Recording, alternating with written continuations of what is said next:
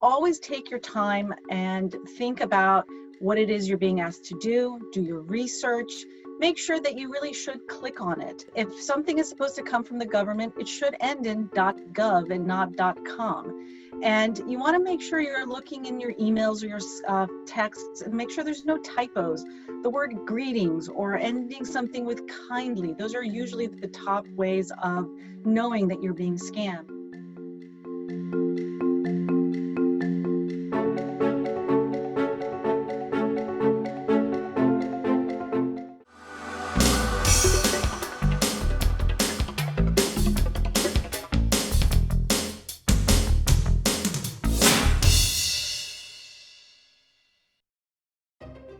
Though most of us are trying our best to be safe and helpful during this COVID-19 pandemic, there are some people who are using scams to try to take advantage of unsuspecting residents.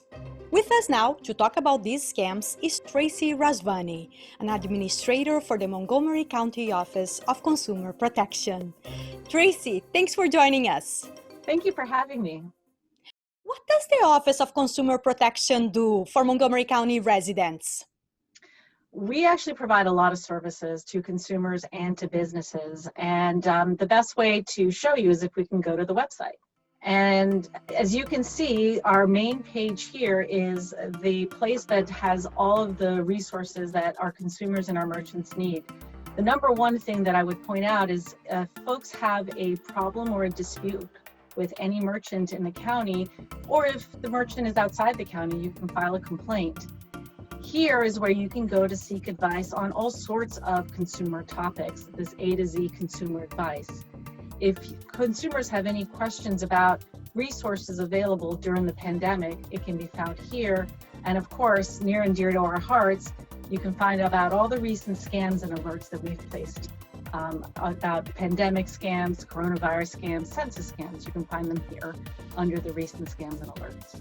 Those are great resources, Tracy. And I am curious now, how many scams does your office uncover every year?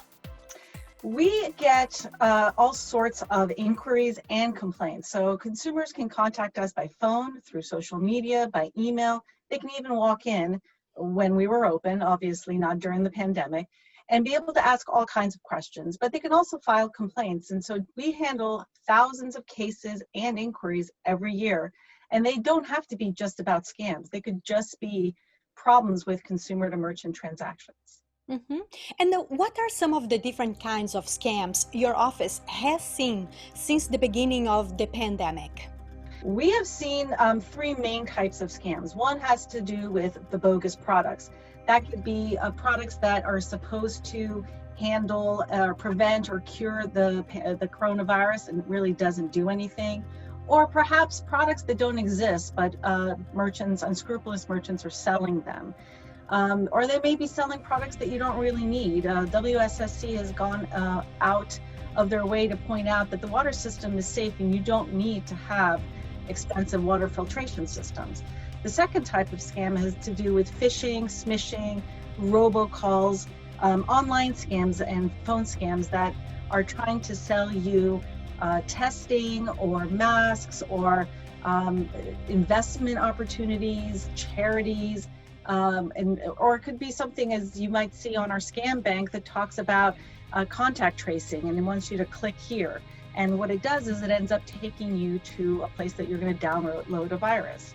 The third type of scam that we have seen has been really just about fraudulent money schemes. There's been pet scams. There's been the Securities and Exchange Commission has put out a lot about investment scams. And you may find all kinds of fake charities out there just trying to get your money by pretending that they're collecting money for health workers or folks that have lost their jobs. And what things Montgomery County residents need to be alert for to make sure they don't fall for a scam? And what should they do if they notice one of the signs of a scam or an attack? I think the best cure for a scam is prevention, obviously, which is to always take your time and think about what it is you're being asked to do your research, make sure that you really should click on it.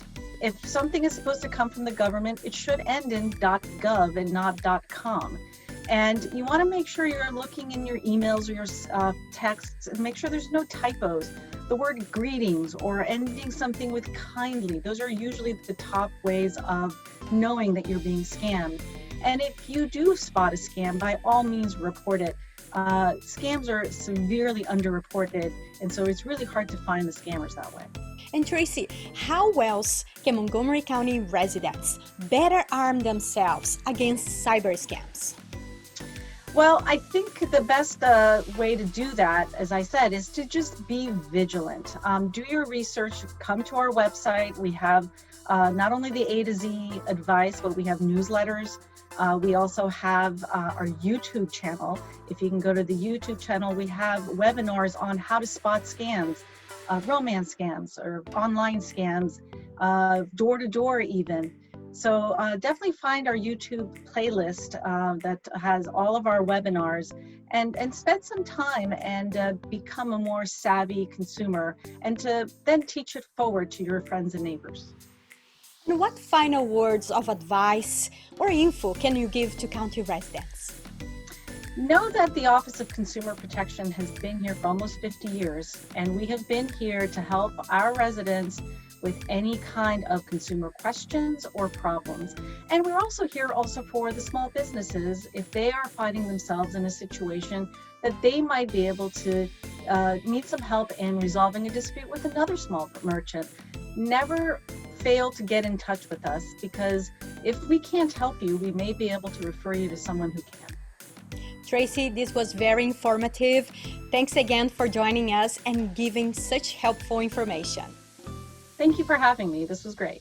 If you want more information about avoiding scams in Montgomery County, please visit the Office of Consumer Protection website at montgomerycountymd.gov/OCP. Stay safe.